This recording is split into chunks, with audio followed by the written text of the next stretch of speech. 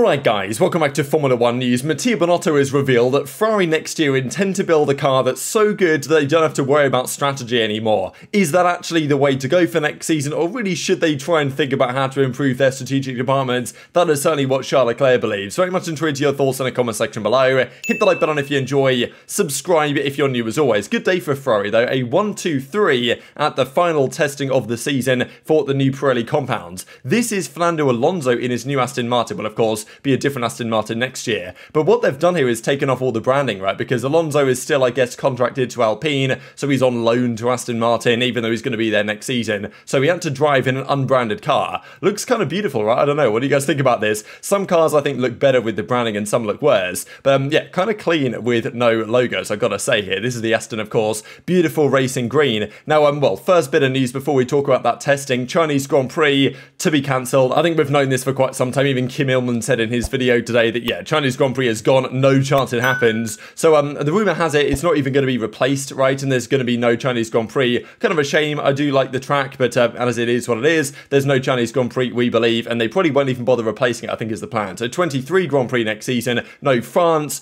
Qatar is back. Las Vegas, of course, is back, which is a big one for next season, certainly. Let's talk about this tyre test then and how the teams got on. Nick De Vries topped the lot, 151 laps. That's really the key here, right, is just doing the laps on these tyres to get a feel of it. The funny thing as well was Gasly in the Alpine now swapping with Alonso, really. They were, I think it was P4 in this session, and he did a faster lap time in like testing practice here than he did in his Alpha Tauri in the actual qualifying session a couple of days ago. These were the final times then. So Gasly did a 125.7 here, 125.689, and in quali he did a 125.8 in the Alpha Tauri. So just goes to show the performance differential there. Excited to see Gasly next season in an actual decent car. But the lap times were as follows. It goes Sainz, Leclerc and Schwartzman. So Sainz and Leclerc were sharing the duties there in one of the Ferrari. Schwartzman is their other guy who was doing the job in the other one. Gasly, Verstappen, Albon, Sargent. I mean, look, you can't really read that much into this because we've got some Williams up here, P6, P7. We've got the Mercedes way down the order. Hamilton here at a 126.7. We've got Russell 127.2. Vesti as well. Fred Vesti, their other guy, Mercedes 127.2 as well. So these were the numbers. The real thing to care about here is the lap count on the right-hand side. So how many miles did these guys actually do?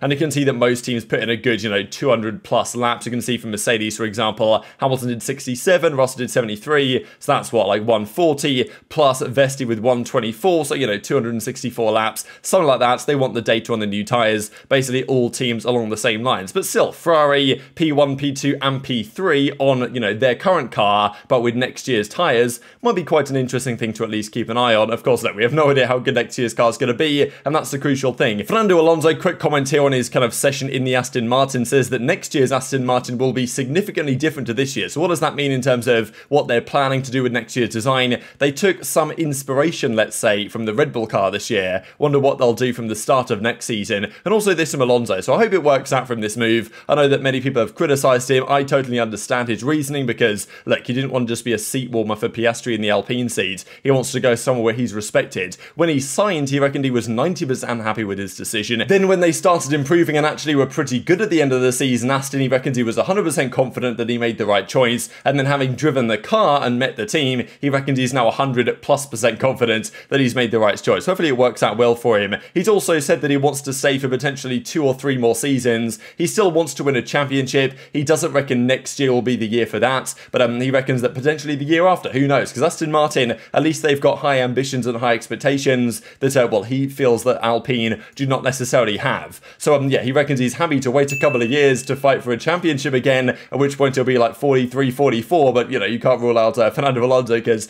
this guy is absolutely built different. Hopefully it does go well for him. Let's talk Ferrari, though. A 1-2-3 on, of course, the final day of postseason testing here in Abu Dhabi before a long winter break, before next season they turn up with a brand new car. How good is that car going to be? That's an important factor. They say they switched their development focus from the F175 to next year's car, the Ferrari 675 is what apparently it's going to be called for next year, right? A long time ago now. Apparently that car's already been in the wind tunnel since July. So that's a good sign for Ferrari. At the same time, there was also rumours that the reason why they stopped developing this year's car was not because they wanted to focus on next year, but because they ran out of money in the budget cap. So, there's kind of conflicting reports on that. But anyway, apparently it's going to be a strong evolution of this year's car. No change in concept, no copying Red Bull, basically. They're going to stick with their current design philosophy and double down and improve it next year. They're certainly going to have to in a few key areas, especially after the technical directive came in. Their tyre, they absolutely murdered the tyres at most Grand Prix, and it was not a good look for Ferrari. That's what cost them most weekends. They usually had the pace, but tyre deg was out of control largely, and was a key factor why they had worse race pace than Mercedes for the final several races of the season on average. So Mattia Binotto, that's what he's looking forward to. We don't exactly know what the plan is in terms of Vasseur coming in, or, Binotto's going to stay. Rumour has it Binotto's going to be gone, but maybe into another role. We'll see about that. And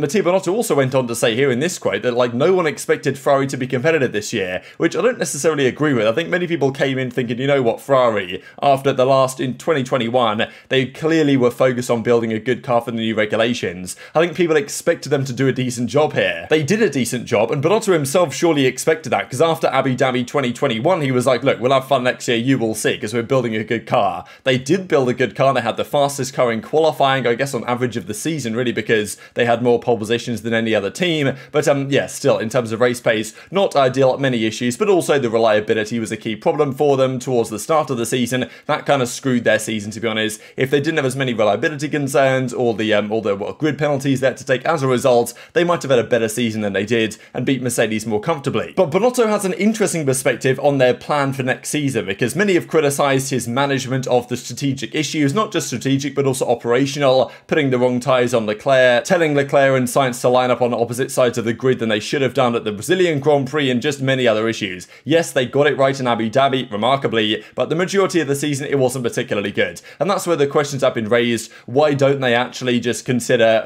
changing some of the strategic team, and maybe they need a new man to actually make those difficult calls. Now, Binotto reckons it's not such a big deal. Let's just build an absolutely rapid car, and who cares about strategy? As he says here, first, reliability will be the priority, because to win, you need to be reliable, and we haven't been this year. After that, the pace of the car. We have been very competitive in qualifying, but our race pace was not enough to win. If you have a fast car and a reliable car, you can make mistakes with strategy and pit stops, but still compensate with the car. Now, he's not necessarily wrong with this statement, right? It is true. We saw Red Bull this season, on the very rare occasion they messed up a pit stop or the strategy, they were able to come through with their car just being so good. We saw it, for example, in Austin, right, where Verstappen actually had to unleash the pace in that Red Bull towards the end of the race to catch Hamilton after his bad pit stop, and he did it relatively easily. So yes, if you've got a rapid car, and it's been the case with Mercedes in previous years as well, when they've had just such a dominant car, doesn't matter what they do as strategy, mess up a pit stop, they're still going to come through and at least challenge for the win of the race. So Binotto's not wrong, but it kind of, the way this reads is like, well, who cares about strategy, right? We mess it up, whatever, doesn't matter, let's just compensate with the car. Maybe not the best way to think about things, because, I agree with their perspective. Fix reliability first, that's a key problem, then make sure the car's quick, but then surely it's like, okay, let's actually fix our strategy, rather than just think, you know what, who cares, let's just make a quick car, which is probably true, and of course they will try and deal with strategy to a certain extent, but just this mindset is quite an interesting one, of well, strategy, it's not really a big deal, and this kind of echoes what Binotto said a few times this year, that's basically been well, we don't really think strategy is a key issue for us. He said in the past he reckons his team for strategy is pretty good, and they get criticised more than other teams for making mistakes when they do make mistakes, but you just see race after race, Ferrari do some dodgy things, and other teams are laughing at them for doing so,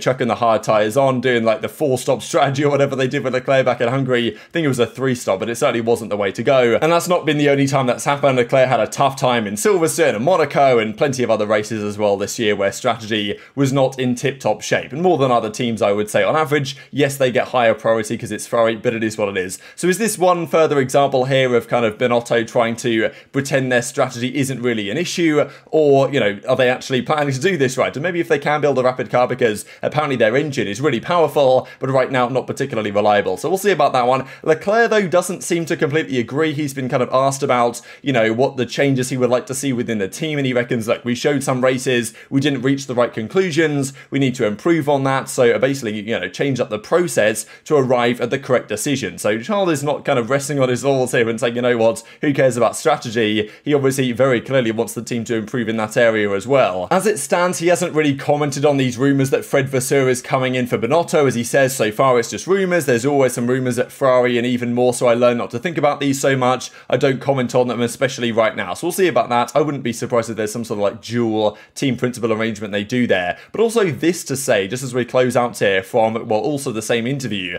but apparently Toto Wolff has said, I haven't really heard this quote to be honest, but apparently he said it, that if Charles Leclerc is free at the end of 2024, he would be delighted to welcome him at Mercedes. Would you agree to go? Interesting question, right? Now, I think this depends on Hamilton, whether he retires or not, or when he retires, because Russell is going to be there for a long time. The only time Mercedes are making a driver lineup change is when Hamilton decides to step away from the sport, and if and when he does, they'll want a replacement. Could well be a Charles Leclerc. So this is an interesting one to note. Let's say Hamilton has a good couple of seasons, maybe wins an 8th championship, decides to step away at the end of 2024 in 2 years' time. Then, if Charles isn't having the greatest time at Ferrari, that would make a fair bit of sense. Now, of course, he replies and says, you know what, I still love Ferrari, I want to win with this team, all this type of stuff, but I'm sure that, you know, the thought is at least in his mind to a certain degree that, you know what, give it a couple more years at Ferrari, and then there might be a Mercedes seat available that apparently Toto Wolff is kind of keen to let him step into. But very much enjoyed your thoughts on all this stuff in the comment section below. Hit the like button if you enjoyed, subscribe if you're new, take care, and I'll see you next time.